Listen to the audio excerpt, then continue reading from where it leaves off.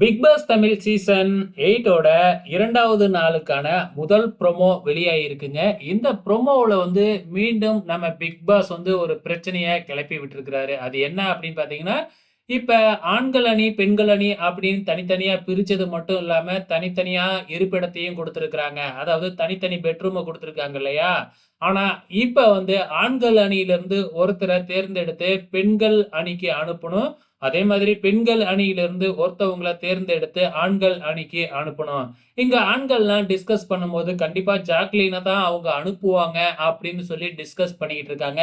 ஆனா, பெண்கள் அணியில அதுக்கு மாறா ஜாக்லீன அனுப்ப முடியாது அப்படிங்கிற மாதிரி டிஸ்கஸ் பண்ணிக்கிட்டு இருக்காங்க. ஆனா, ஜாக்லீன் வாண்டடா நான் அந்த பக்கம் போறேன் அப்படின்னு சொல்லி கேட்டுக்கிட்டு இருக்கிறாங்க.